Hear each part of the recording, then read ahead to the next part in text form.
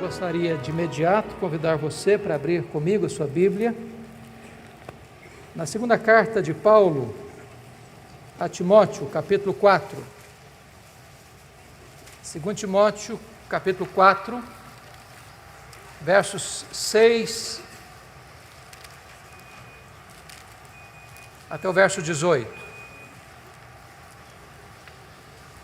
2 Timóteo 4, 6 a 18.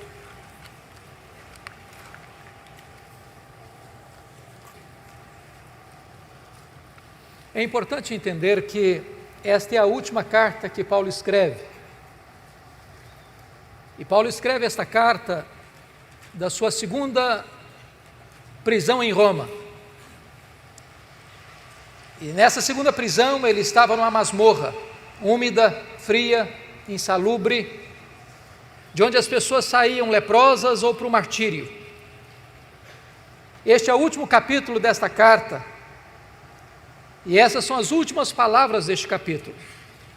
Consequentemente, essas são as últimas palavras de Paulo antes de morrer, que nós temos registrado na Bíblia. Então é importante entender o que ele está falando. E ele se dirige a Timóteo dizendo assim: quanto a mim, já estou sendo oferecido por libação, e o tempo da minha partida é chegado. Combati o bom combate, completei a carreira, guardei a fé. Já agora a coroa da justiça me está guardada, a qual o Senhor reto juiz me dará naquele dia, e não apenas a mim, mas a todos quantos amam a sua vinda. Procura vir ter comigo depressa, porque Demas, tendo amado o presente século, me abandonou e foi-se para Tessalônica. Crescente foi para a Galácia, Tito para a Dalmácia. Somente Lucas está comigo. Toma contigo Marcos e traze-o, pois me é útil para o ministério. Quanto a Tíquico, mandei-o até Éfeso. Quando vieres, traze contigo a capa que deixei em Trode, na casa de Carpo, bem como os livros, especialmente os pergaminhos. Alexandre o latueiro causou-me muitos males. O Senhor lhe dará paga segundo as suas obras. Tu guarda-te também dele, porque resistiu fortemente às nossas palavras.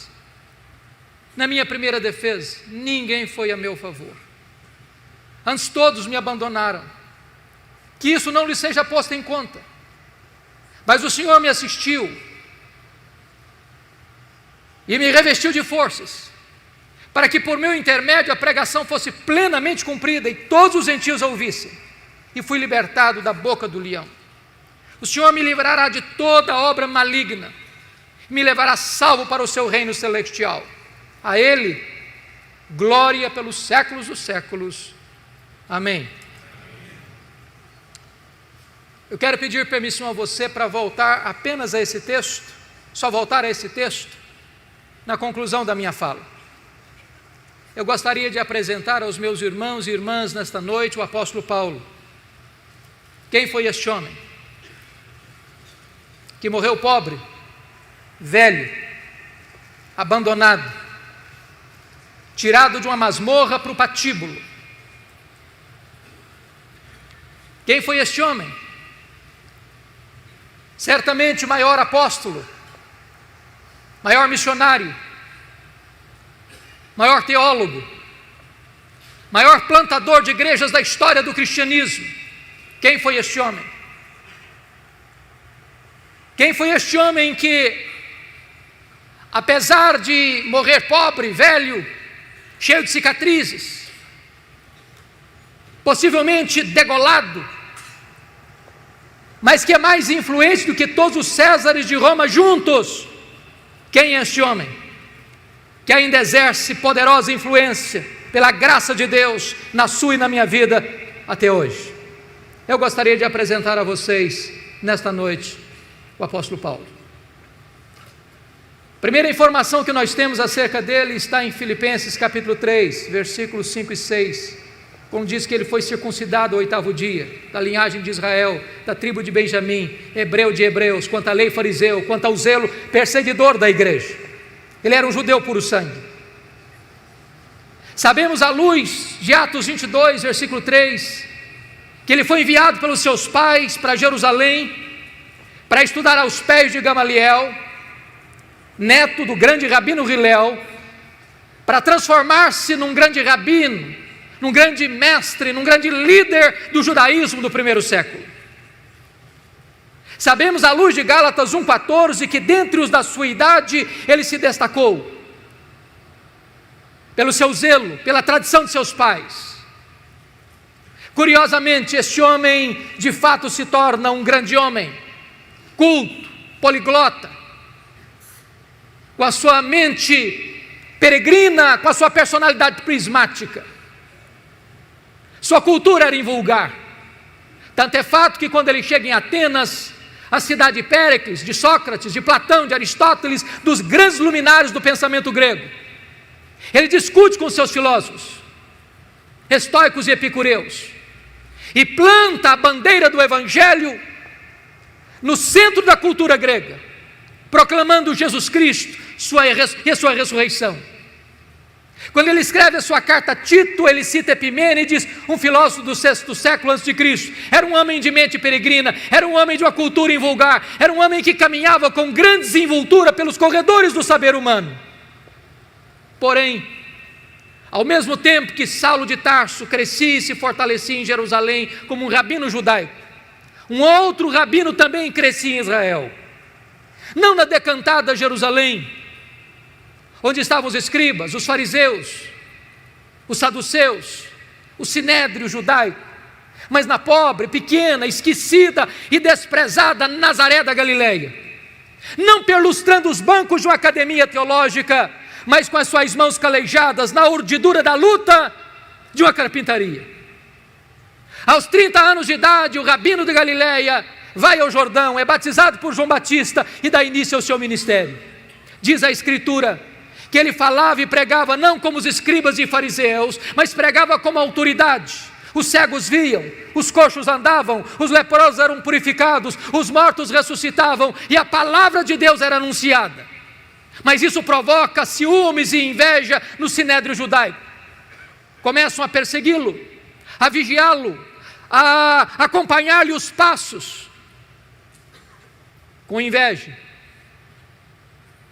Contratam testemunhas falsas para acusá-lo, sentenciam-no, acusam-no, levam-no ao pretório romano, e o rabino da Galileia é condenado à morte, e morte de cruz, é crucificado, é sepultado para alívio do sinédrio judaico.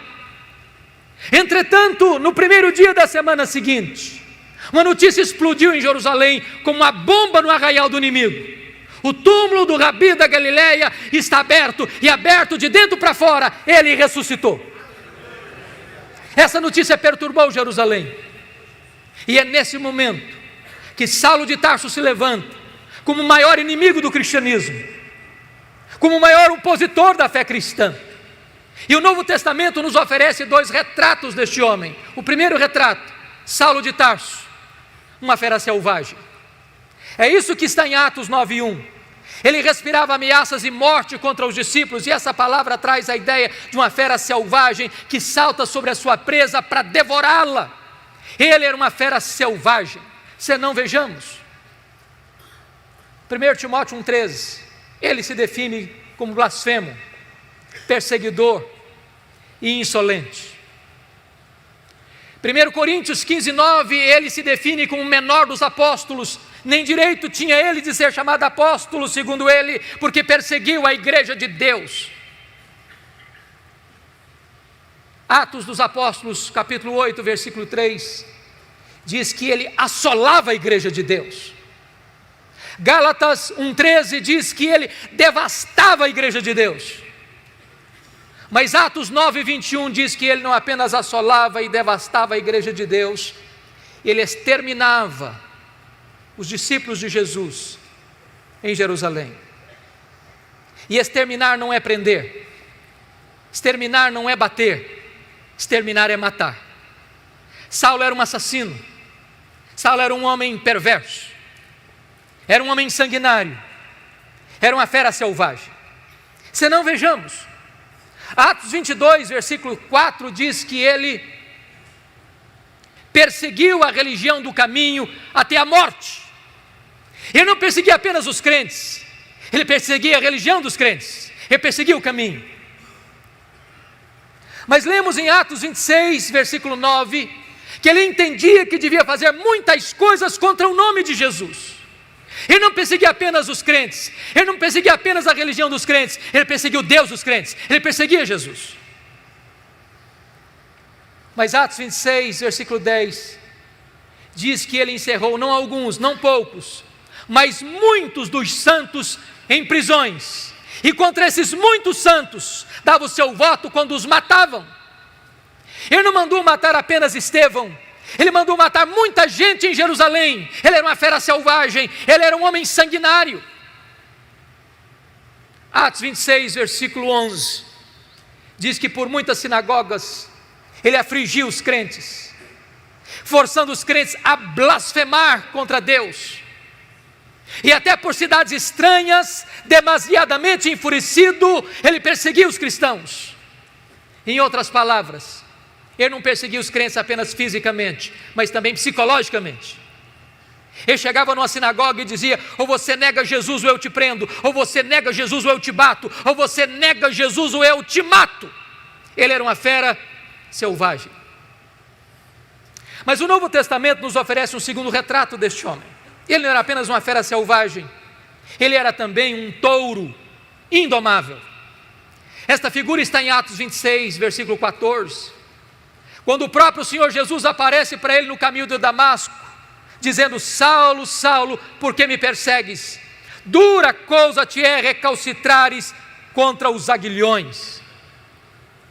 Às vezes pensamos que o Espírito Santo só começou a trabalhar em Saulo de Tarso, lá no caminho de Damasco. Isso não é um fato. Eu entendo que todas as vezes que Saulo entrava numa sinagoga, não respeitando o lugar sagrado, toda vez que Saulo entrava numa casa e arrastava homens e mulheres para jogá-los na prisão, não respeitando o domicílio doméstico, todas as vezes que Saulo forçava um crente a blasfemar contra Deus, e em vez desse crente blasfemar contra Deus, preferia morrer pelo nome de Jesus, era o Espírito Santo picando a consciência deste homem, era o Espírito Santo ferroando este touro bravo. Mas esse touro bravo não quer ser amansado. Um dos instrumentos que se usa para amansar um touro bravo é o aguilhão. E esta fera selvagem, e esse touro bravo não quer ser amansado. Mas certo dia, respirando ameaças de morte contra os discípulos de Jesus, ele sai de Jerusalém para Damasco. Por volta do meio-dia, o domador de touro bravos bradou desde os céus: Saulo, Saulo, por que me persegues? Dura coisa te é recalcitrares contra os aguilhões. E o domador de touro bravos jogou esse touro bravo no chão. O touro bravo está vencido, o touro bravo está caído, o touro bravo está dominado, o maior perseguidor do cristianismo está convertido, louvado seja o Senhor. Fecha-se aqui o primeiro capítulo da sua vida, abre-se um novo capítulo, a preparação de Saulo de Tarso para o ministério.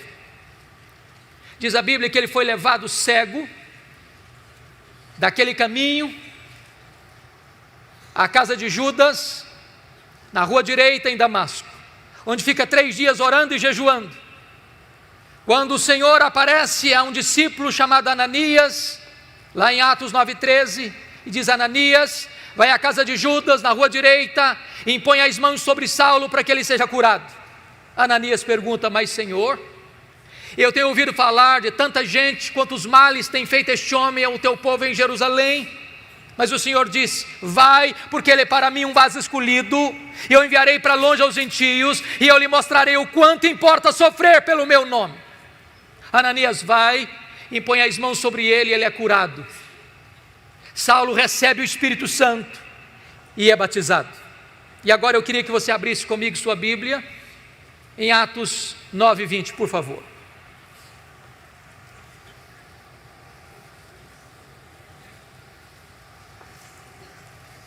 Logo depois que ele foi curado, logo depois que ele recebeu o Espírito Santo, logo depois que ele foi batizado, diz a Bíblia que ele começa a pregar nas sinagogas em Damasco, afirmando que Jesus é o Filho de Deus. Agora olhe comigo Atos 9:22, por favor. Saulo mais e mais se fortalecia, confundindo os judeus, demonstrando que Jesus é o Cristo. E eu pergunto a você, há alguma diferença entre o que acontece no verso 20 para o que acontece no verso 22? Concordo com Ray Stedman, quando ele disse que há uma total diferença entre o que acontece no verso 20 e o que acontece no verso 22. No verso 20 ele afirma que Jesus é o Filho de Deus, mas no verso 22 ele demonstra que Jesus é o Messias, é o Cristo. E demonstrar é provar uma tese, detalhada, meticulosa e exaustivamente. A grande pergunta é, quanto tempo há de intervalo entre o verso 20 para o verso 22? Atos não responde esta pergunta, mas a resposta está em Gálatas capítulo 1, versículos 15 a 17. Diz que logo que ele foi convertido em Damasco, ele não subiu para Jerusalém onde estavam os apóstolos, nem consultou carne e sangue, mas o Senhor revelou-se a ele, e nele ele partiu para a região da Arábia, e conforme Gálatas 1,18, 3 anos depois, ele retorna da Arábia para Damasco. A pergunta é, o que ele ficou fazendo 3 anos na Arábia? Possivelmente, um seminário intensivo com o Senhor Jesus. A teologia que ele aprendeu, não a aprendeu de homem algum, numa academia. O próprio Senhor Jesus se revela a ele e nele. Certamente nesses 3 anos, ele releu o Antigo Testamento, e ele percebe uma coisa, aquele Jesus que ele perseguira, de fato era o Messias, o Cristo. Convencido desta verdade, ele retorna agora, conforme Gálatas 1,18, para Damasco. E Ray Stedman, e eu concordo com ele, entende que o verso 22 encaixa-se exatamente aqui nesta volta, quando esta verdade está cristalina em sua mente e em seu coração.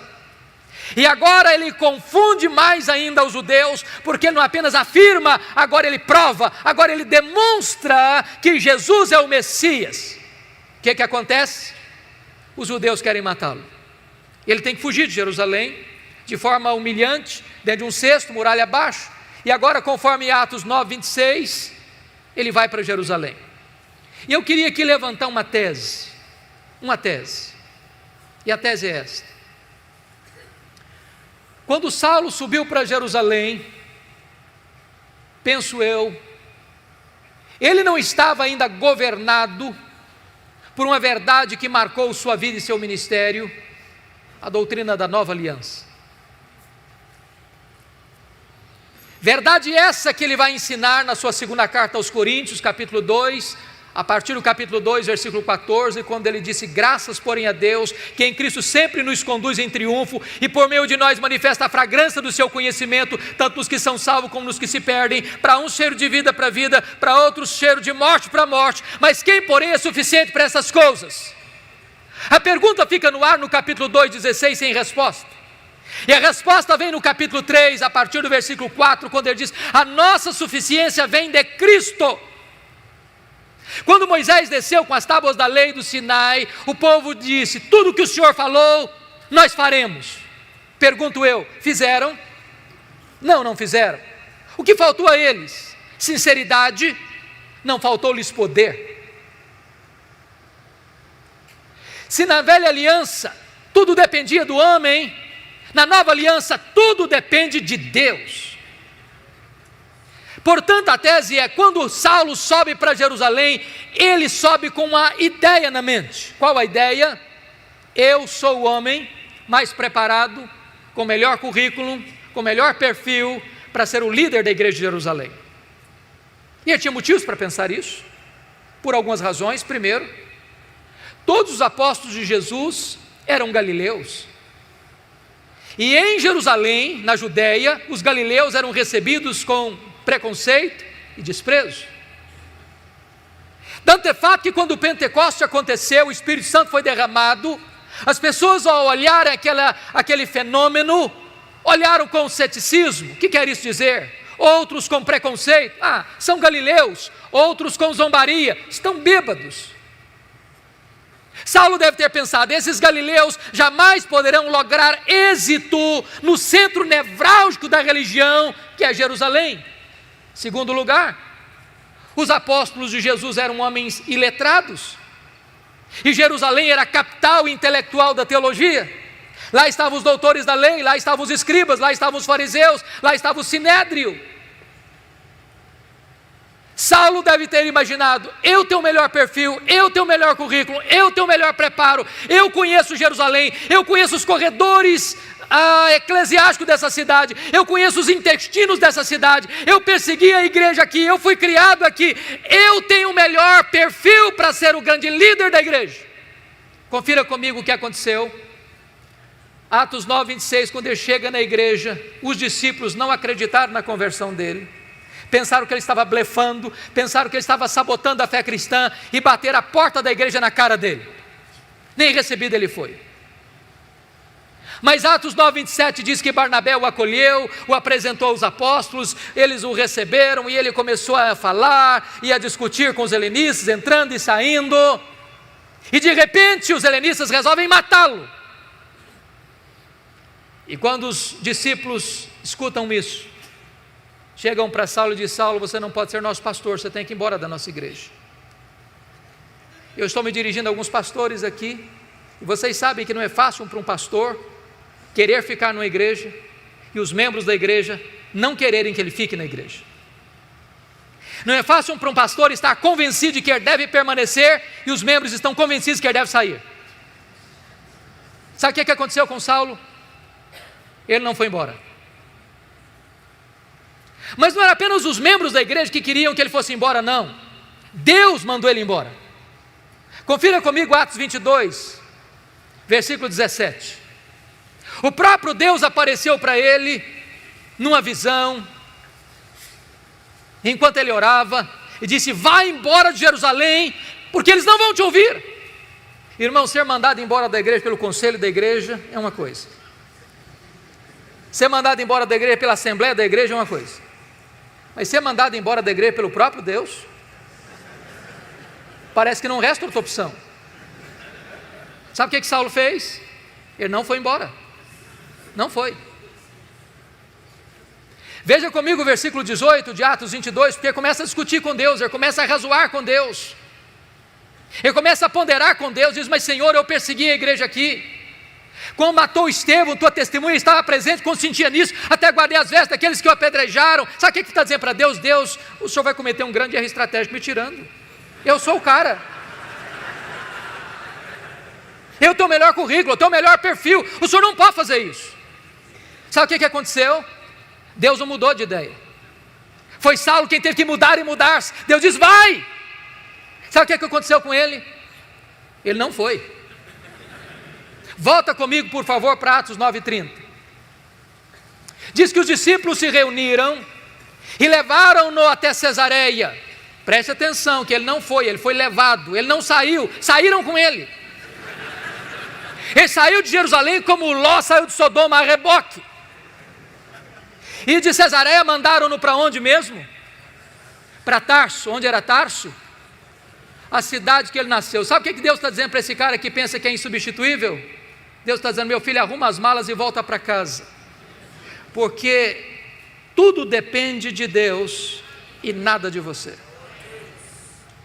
Mas o pior não havia acontecido.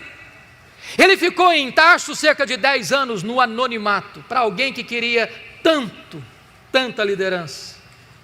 Ele fica 10 anos no esquecimento, longe dos holofotes. Mas se isso não bastasse, o pior vem aqui em Atos 9:31. Diz que no dia que ele arrumou as malas e foi embora da igreja de Jerusalém, a igreja passou a ter paz e passou a crescer. Você quer coisa pior para um pastor do que isso? Sabe o que Deus está dizendo para esse homem? Tudo depende de mim, nada depende de você. Era preciso que ele aprendesse essa lição primeiro. Diz a Bíblia que muito tempo depois acontece um avivamento em Antioquia da Síria, a terceira maior cidade do mundo, E a igreja de Jerusalém manda para lá o seu melhor pastor, Barnabé. E Barnabé, ao chegar ali, vê a graça de Deus prosperando, se alegra com isso, lembrou-se de Saulo, foi atrás dele, o buscou. E durante um ano eles ensinaram a palavra de Deus em Antioquia. Estando a igreja orando e jejuando, o Espírito Santo apareceu e disse: separai-me agora a Barnabé e a Saulo para a obra que os tenho chamado. Preste atenção a quem Deus chamou. Não foi Saulo e Barnabé, foi Barnabé e Saulo. Já foi reserva alguma vez? Já ficou na sombra de alguém alguma vez? Já foi liderado por alguém alguma vez? Saulo não era o líder, ele era liderado. Ele tinha que aprender essa verdade: tudo depende de Deus, nada depende de mim. Eles saíram para a primeira viagem missionária e foram para a ilha de Chipre e chegaram em Pafos.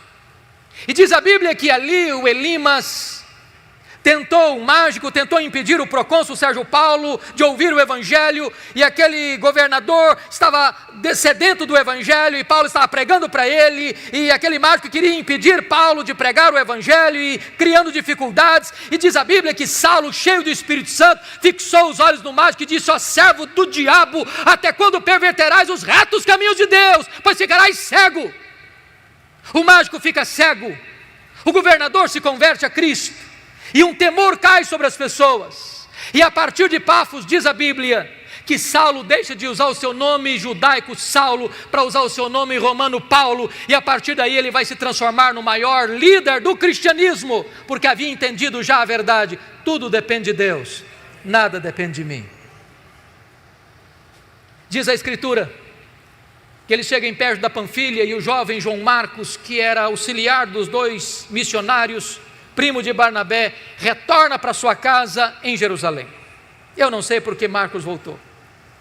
Os scholars têm pelo menos algumas sugestões. Primeiro, ele era muito jovem e pensou talvez que missões fosse um pouco de turismo, e não era nada disso, e ficou frustrado. Uma possibilidade. Segunda possibilidade é que ele era judeu, e talvez a pregação de salvação pela fé chocasse ainda o coração dele, e então ele, não concordando com isso, voltou. Terceira possibilidade, que quando ele saiu de Antioquia, que era o líder da caravana, era o seu primo Barnabé, mas no meio da viagem a liderança muda de rumo, e ele diz: sob a liderança do meu primo teria coragem de ir, mas sob a liderança de Paulo eu estou inseguro, voltou para casa. Uma outra possibilidade. Uma última possibilidade, talvez a mais plausível, é que diz a Bíblia, em Gálatas 4,14, que Paulo pregou o evangelho pela primeira vez na região da Galácia, por causa de uma enfermidade física. Pergunta: que enfermidade física era essa? Enfermidade física essa que Paulo chama de espinho na carne, em 2 Coríntios capítulo 12, versículo 7. Que enfermidade era essa? Muitos estudiosos entendem que aquela região de Perge da Panfilha, uma região alagadiça, sujeita a muitas enfermidades endêmicas, como malária, que Paulo teria contraído uma doença assim. Isso provocava uma dor de cabeça alucinante, afetando inclusive a sua visão. Tanto é fato que Paulo precisava às vezes de usar um amanuense para escrever, um secretário para escrever, às vezes pegava a pena para fazer a conclusão: veja com que grandes letras eu vos escrevo. Quando ele estava diante do Sinédrio em Jerusalém, o chefe daquela sessão manda bater em Paulo, e Paulo o chama de parede branqueada, talvez porque via tudo lusco-fusco, não sei. O certo é que talvez João Marcos tenha voltado para casa porque pensou: eu não quero ficar doente, muito moço, eu vou voltar para a casa da minha mãe.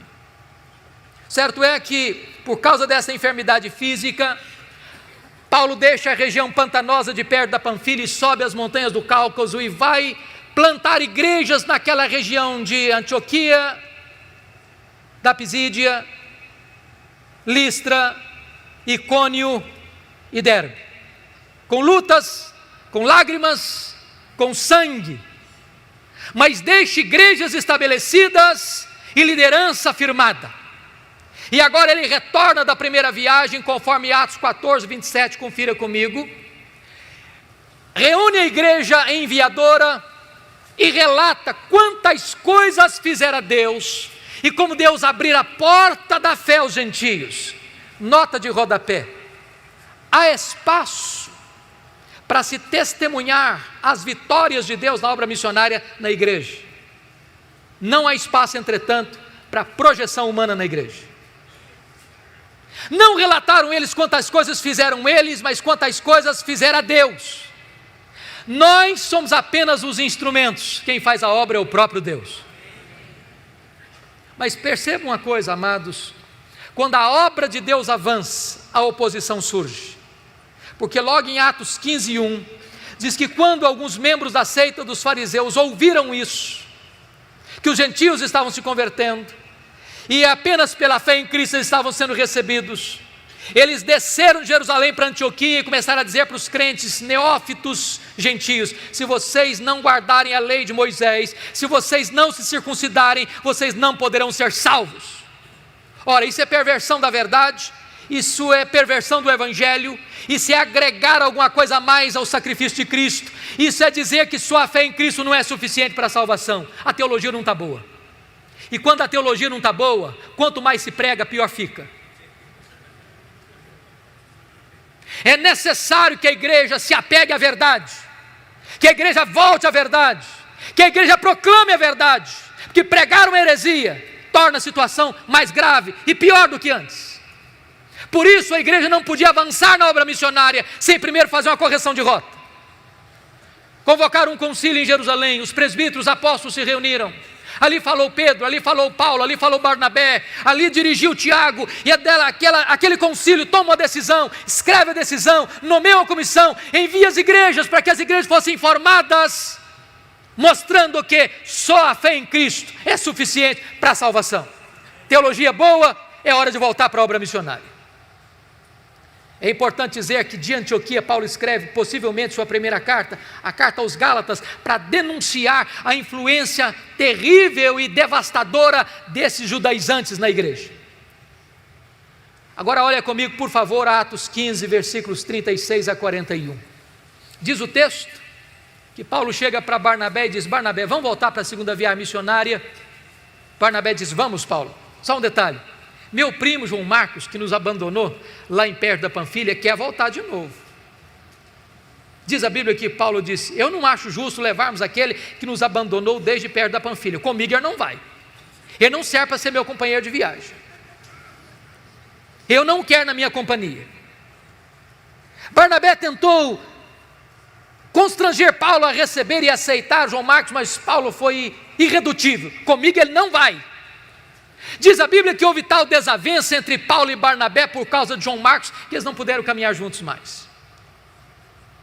Então, Paulo pegou Silas, profeta da igreja de Jerusalém. Barnabé continuou investindo em João Marcos, seu primo. Nota de rodapé: os líderes não deveriam brigar, mas às vezes brigam. Os líderes não deveriam ter desavenças, mas às vezes têm. Mas até quando os líderes brigam e têm desavença, o plano de Deus não pode ser frustrado. Porque agora, em vez de uma caravana, nós temos duas. E a obra de Deus se espalha. O livro de Atos passa pelo relato de Paulo e Silas, e eles querem ir para a Ásia, e eles são impedidos pelo Espírito de Deus. E Paulo escuta uma voz de um varão macedônio: passa, Macedônia, e ajuda-nos. E ele entra na Macedônia, ele entra no Ocidente. Louvado seja Deus, porque a obra missionária inclina-se para nós. Preste atenção nisso. Deus dá a direção, mas Paulo escolhe os melhores métodos. Se você perceber, Paulo só se fixa em cidades estratégicas. Filipos era colônia romana, Tessalônica era a capital da Macedônia, Bereia, importante cidade da região, Atenas, capital intelectual do mundo, Corinto, capital da Caia. O que ele está nos ensinando? Estratégias missionárias. Vamos plantar uma igreja? Vamos. Em que cidade? Vamos comprar um terreno para construir um templo? Vamos. Em que bairro? Em que rua? Que terreno vamos comprar?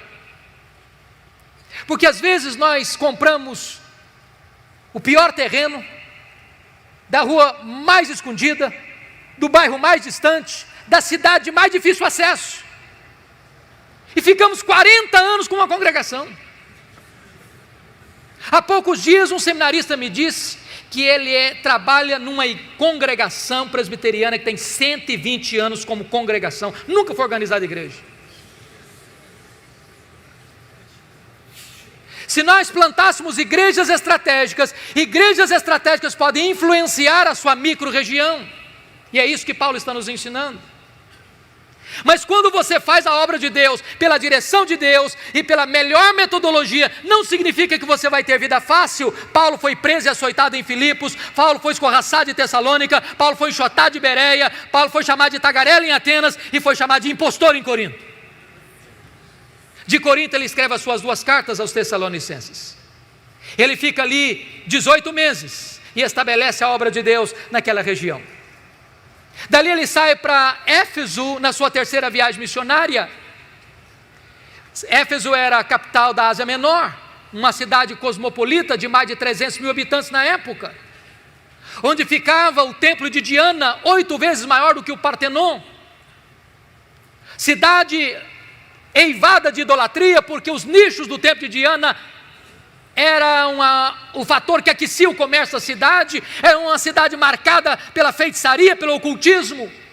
E diz a Bíblia que em 3 anos que Paulo fica ali, a idolatria declina, a feitiçaria entra em colapso, as pessoas vão se convertendo, confessando publicamente as suas obras, queimando seus livros de ocultismo em praça pública, e a palavra de Deus prevalece em Éfeso. E nos 3 anos que Paulo passa ali, ele influencia toda a Ásia Menor.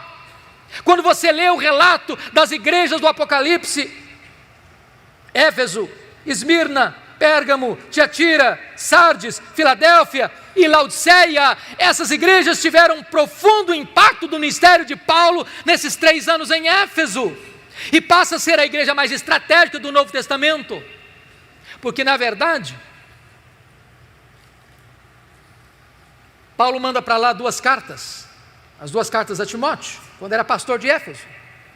O apóstolo João escreve seu evangelho, suas 3 cartas da cidade de Éfeso, e aquela igreja influencia o mundo.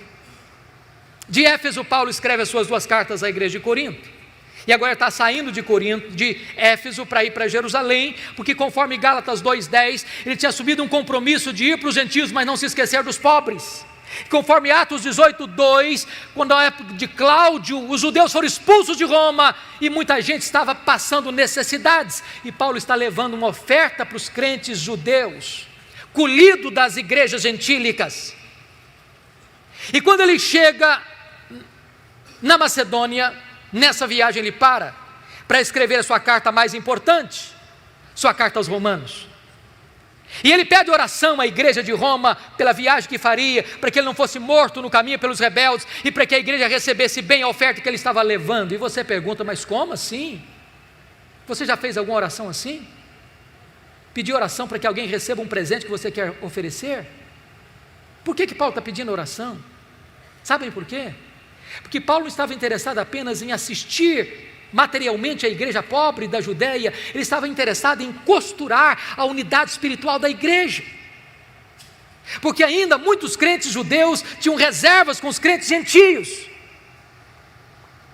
E diz a Bíblia que ele se despede dos presbíteros de Éfeso em Mileto e diz para eles: olha, o Espírito Santo me assegura que o que eu vou enfrentar pela frente são cadeias e tribulações, mas em nada eu considero a vida preciosa para mim mesmo, conquanto que eu complete a minha carreira e o ministério que eu recebi do Senhor Jesus para testemunhar o evangelho da graça de Deus. Ele embarca naquele navio, depois de viagens regionais, chega em Cesareia. Ágabo, o profeta de Jerusalém, prende-o com um cinto e diz: você vai ser preso em Jerusalém. Os discípulos tentam demovê-lo, ele diz: o que vocês estão fazendo comigo? Eu estou pronto não só a ser preso, eu estou pronto a morrer por Jesus em Jerusalém. Ele vai e é preso, é acusado, tramam contra ele, 40 judeus entram em conspiração para matá-lo. A notícia vaza, chega ao sobrinho de Paulo, chega ao comandante, e Paulo é trasladado naquela noite para Cesareia Marítima, quartel-general de Roma na Palestina. E ele fica 2 anos sendo acusado pelos judeus. Na transição de governo, de Félix para Festo, o governador está prestes a entregar Paulo nas mãos do Sinédrio, e o Sinédrio tentava cooptar o governador para matar Paulo na estrada. Paulo percebeu a trama e diz: eu sou cidadão romano, quer ser julgado em Roma. O governador diz: para César você quer ir, para César você irá. Era a vontade de Deus que ele fosse para Roma, era a vontade de Paulo ir para Roma. No dia que ele embarca para Roma, ele enfrenta um naufrágio. Você pode entender isso? Tinha 276 pessoas dentro daquele navio, 14 dias sem saber se era dia ou noite, o desespero, o pânico, o medo. Um anjo de Deus aparece para Paulo e diz: coragem, Paulo, eu entreguei toda essa gente na sua mão, ninguém vai morrer, mas é necessário que vocês vão dar numa ilha. Quando o dia amanheceu, eles avistaram a ilha de Malta, o navio se despedaça todo, a carga se perde toda, mas eles chegam salvos na ilha de Malta, e os bárbaros malteses os acolhem com urbanidade, fazendo uma grande fogueira para aquecê-los, e a única pessoa que quer manter a fogueira acesa é Paulo, e ele vai pegar um punhado de gravetos para jogar no fogo, e quando ele joga o punhado de gravetos no fogo, uma víbora sai do fogo e prende na mão do Paulo. Aquela cobra tinha 276 outras opções para morder.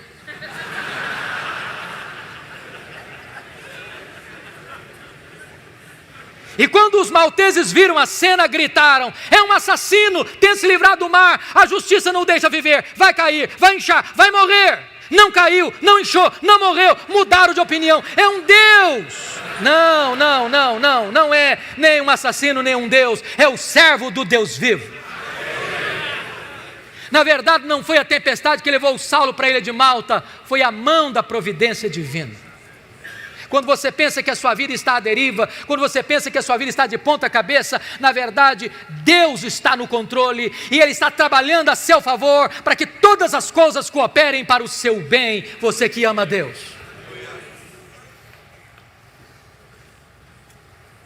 O pai do prefeito estava doente, Paulo orou por ele foi curado. Os demais enfermos vieram e Paulo orou por eles foram curados. E depois dos 3 meses de rigoroso inverno, enviaram Paulo para Roma. E ele chega em Roma. Não talvez como sonhara chegar, chega preso, algemado. Mas ele escreve na sua carta aos Filipenses 1,12 o seguinte: meus irmãos, eu quero que vocês saibam que as coisas que me aconteceram têm antes contribuído para o progresso do Evangelho. Se você pergunta: que coisas, Paulo, aconteceram para você? Talvez ele poderia fazer um resumo para nós. Eu fui perseguido em Damasco, eu fui rejeitado em Jerusalém, eu fui esquecido em Tarso, eu fui apedrejado em Listra, eu fui preso e açoitado em Filipos, eu fui escorraçado em Tessalônica, eu fui enxotado em Bereia, eu fui chamado de tagarela em Atenas, eu fui chamado de impostor em Corinto, eu enfrentei feras em Éfeso, eu fui preso em Jerusalém, eu fui acusado em Cesareia, eu cheguei em Roma preso e algemado, mas eu quero que vocês saibam que as coisas que me aconteceram têm antes contribuído para o progresso do Evangelho. Este homem não crê em acaso. Este homem não crê em sorte, este homem não crê em azar, este homem não crê em determinismo, este homem não tem medo de sexta-feira 13, este homem não tem medo de olho gordo, este homem sabe que a mão de Deus dirige o seu destino.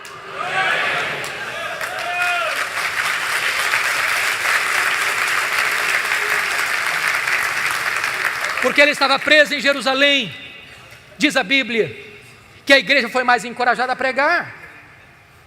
Aliás, o Ray Stedman disse uma coisa interessantíssima. Ele disse que um dos melhores métodos e mais eficazes métodos de levar a igreja ao crescimento, eu pessoalmente não gosto dele, é botar os pastores na cadeia.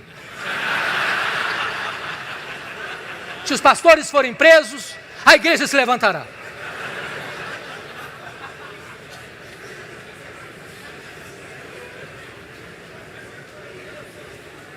Diz Paulo, porque ele estava preso, toda a guarda pretoriana ouviu o Evangelho. E o que era a guarda pretoriana?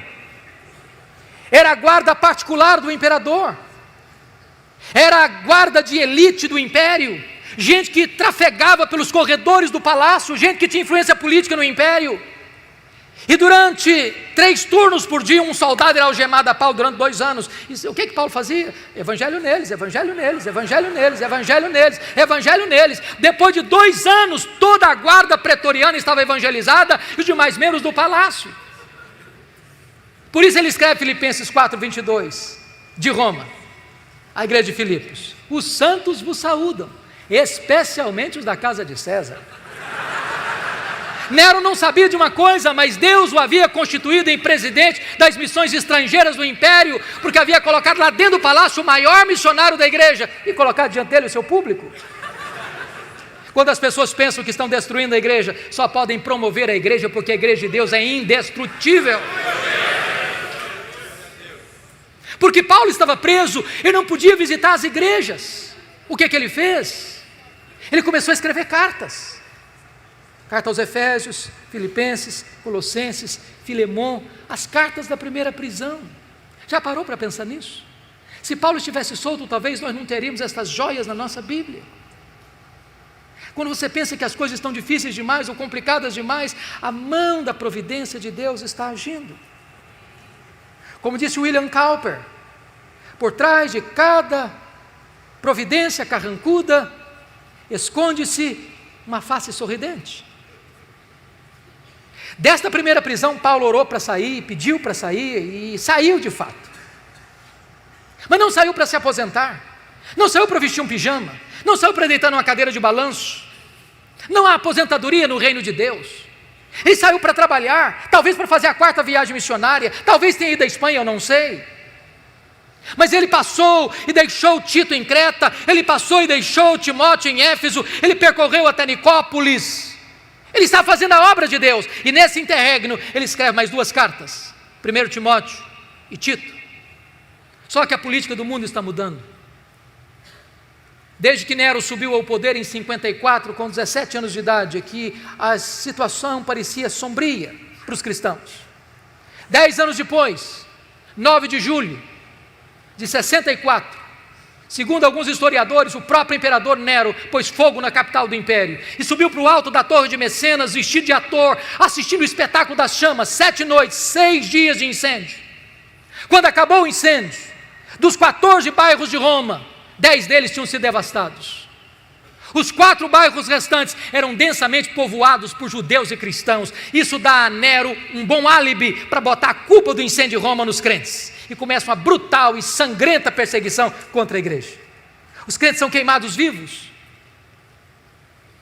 Mais tarde são jogados nas arenas, enrolados em peles de animais, para os cães morderem, para os touros pisarem, para os leões esfaimados da Líbia devorarem. Mas quanto mais sangue era derramado, mais a igreja crescia. Paulo está solto nesse tempo, procurado e caçado como o maior líder do cristianismo, até que põe a mão em Paulo de novo, talvez em Troade, na casa de Carpo. E agora ele é levado não mais para uma prisão domiciliar, é levado para uma masmorra, úmida, fria, insalubre, de onde as pessoas saíam leprosas, ou para o martírio. É desta prisão que ele escreve a sua última carta, 2 Timóteo. E agora eu peço que você abra no texto lido, para que nós encerremos. A grande pergunta é: como é que esse homem se sente? Eu fico pensando que se a vida de Paulo fosse analisada pelas lentes da teologia da prosperidade, ele seria um fracasso total. Está encerrando a vida pobre, velho, cheio de cicatrizes, sem roupa para vestir, abandonado. Mas este homem é mais influente na história do que todos os ricos de Roma daquele tempo. Como é que ele se sente? Primeiro vai fazer uma avaliação para nós do seu passado. Olha comigo o versículo 7. Combati o bom combate, completei a carreira, guardei a fé. Ele diz: a minha vida não foi amenidade não, foi luta. E eu não parei a obra no meio do caminho, eu não desisti da obra não, eu completei a carreira. Eu não negociei a verdade, eu não prostituí o meu ministério, eu não vendi minha consciência, eu guardei a fé. Olhem comigo a avaliação que ele faz agora do seu presente no versículo 6. Quanto a mim, já estou sendo oferecido por libação e o tempo da minha partida é chegado. O que ele está dizendo é o seguinte: não é Roma que vai me matar não, eu que vou me entregar. Eu não vou me entregar para Roma não, eu vou me entregar para Deus. Eu não sou prisioneiro de Roma, não sou prisioneiro de César, sou prisioneiro de Cristo, sou embaixador em cadeias. E ele usa uma linguagem eufêmica para a morte, partida. E essa palavra teria 3 significados. Primeiro, tirar o fardo das costas de alguém, morrer para um crente e descansar das suas fadigas. Segundo, desatar um bote para singrar as águas e atravessar para o outro lado. Morrer para um crente é fazer a última viagem rumo à cidade celestial. Terceiro, era levantar afrouxar as estacas de uma barraca, levantar acampamento e mudar para sua casa permanente. Morrer para um crente é mudar de endereço, é ir para a casa do Pai. Paulo não está com medo de morrer, porque sabe em quem tem crido e sabe para onde está indo. Por isso agora ele faz uma avaliação do seu futuro, versículo 8. Já agora a coroa da justiça me está guardada, a qual o Senhor, reto juízo, me dará naquele dia. Não apenas a mim, mas a todos quantos amam a sua vinda. O que ele está dizendo é o seguinte: não importa se Nero vai me considerar réu, culpado de morte. O que importa é que o reto juiz, Jesus Cristo, diante de quem eu e todos vamos comparecer, já me justificou e já guardou para mim a coroa da justiça. Eu não estou indo para a espada de Roma, eu estou indo para a glória, eu estou indo para receber a minha recompensa eterna. Mas, irmãos queridos, este homem não é um super-homem, não é um super-apóstolo, ele é um homem. E ele não tem nenhuma dificuldade em repartir conosco seus sentimentos e as suas emoções antes de morrer. Ele vai falar para nós os dramas que ele está vivendo. E o primeiro drama que este homem enfrenta é o drama da solidão. Olha comigo o versículo 9. Procura vir ter comigo depressa. Olha o versículo 21. Venha, meu filho, mas venha antes do inverno. Olha o versículo 11. Quando você vier, filho, traz Marcos com você. Ele me é útil para o ministério. E eu amo esse versículo, porque eu o comparo com Atos 15, 36 a 41, e um dia Paulo disse: comigo ele não vai, ele não serve para andar comigo. E no final da vida Paulo diz: traz esse menino, eu quero ele pertinho de mim, eu quero encostar minha cabeça no peito dele antes de morrer. Nunca é tarde para nós restaurarmos relacionamentos feridos. Não é fácil chegar no final da vida e sentir solidão, não é fácil. Segunda coisa que Paulo está dizendo para nós é que ele enfrentou o drama do abandono.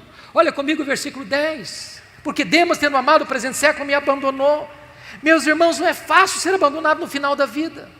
Não é fácil ser abandonado na hora que você mais precisa de ajuda.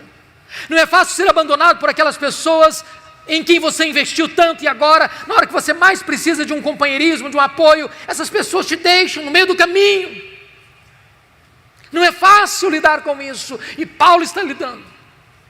Terceiro lugar, olha comigo por favor, Paulo está enfrentando o drama da traição.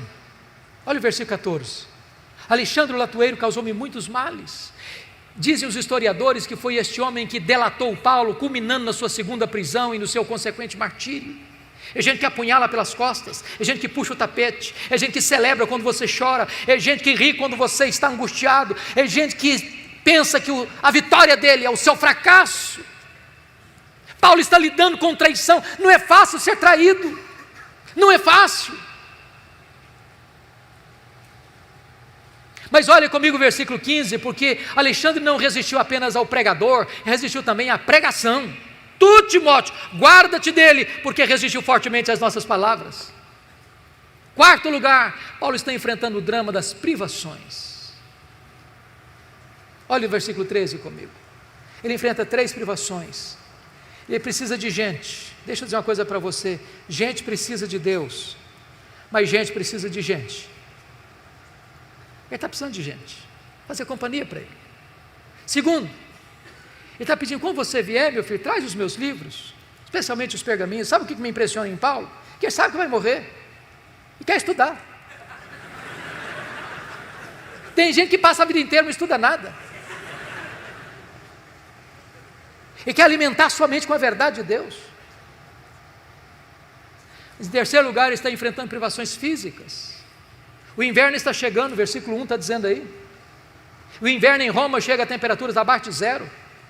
E dentro de uma masmorra é mais frio lá dentro que lá fora. E uma pessoa velha sente mais frio do que uma pessoa nova. Você já parou para pensar nisso? O maior pastor, o maior missionário, o maior teólogo, o maior plantador de igrejas da história do cristianismo, não tem sequer uma capa velha para usar na velhice. Quantas vezes você e eu reclamamos da vida, tendo casa para morar, tendo carro para andar, tendo comida sobre a mesa, tendo roupa quente para vestir.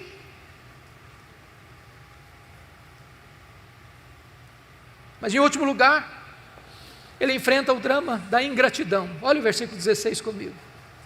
Na minha primeira defesa, ninguém foi a meu favor, mas todos me abandonaram. Não é fácil isso. Ele plantou igrejas na província da Galácia, da Macedônia, da Caia, da Ásia Menor, de Jerusalém ao Ilírico, levou centenas, milhares de pessoas a Cristo. Na hora que ele precisa de alguém para estar lá naquela audiência, para falar a favor dele, não aparece ninguém. Não é fácil lidar com a ingratidão. Mas bendito seja Deus pelo verso 17, quando Paulo diz: mas o Senhor me assistiu e me revestiu de forças, para que por meu intermédio a pregação fosse plenamente cumprida e todos os gentios ouvissem. Eu fui libertado da boca do leão. O Senhor me guardará de toda obra maligna e me levará salvo para o seu reino celestial. Eu quero dizer para você, meu irmão, minha irmã, pode faltar a você o apoio dos homens, mas não lhe faltará o apoio de Deus. Pode faltar a você o apoio da terra, mas não lhe faltará o apoio do céu. Eu termino aqui dizendo o seguinte: quis Deus que a última cena da vida de Paulo não estivesse registrada na Bíblia, mas na minha mente esta cena está registrada, e eu gostaria de partilhar com vocês aquilo que eu vislumbro dessa cena. Houve um dia, um carcereiro rude e insensível recebeu em sua mesa um pedaço de couro, talvez de pergaminho, contendo o nome de um prisioneiro que deveria ser morto naquele dia.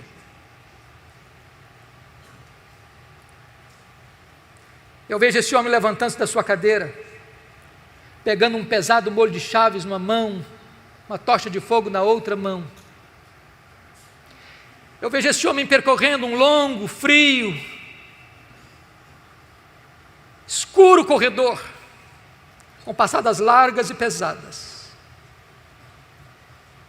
Eu vejo este homem abrindo uma porta de ferro pesada e entrando para aquela masmorra escura, com a facho de fogo na mão e gritando: prisioneiro Paulo, prisioneiro Paulo, prisioneiro Paulo. E lá do fundo da masmorra o velho responde: sou eu estou aqui. Ele é acorrentado,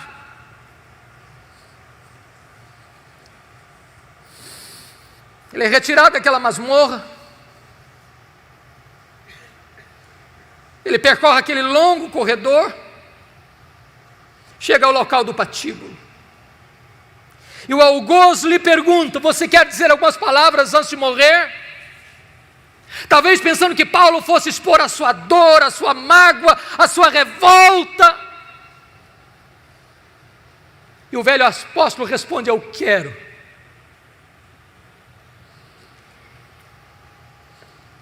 Paulo ergue os olhos aos céus e diz a ele: ao Senhor Jesus seja glória pelos séculos dos séculos, amém. Botou a cabeça no cepo, a espada de Roma tosou-lhe a cabeça,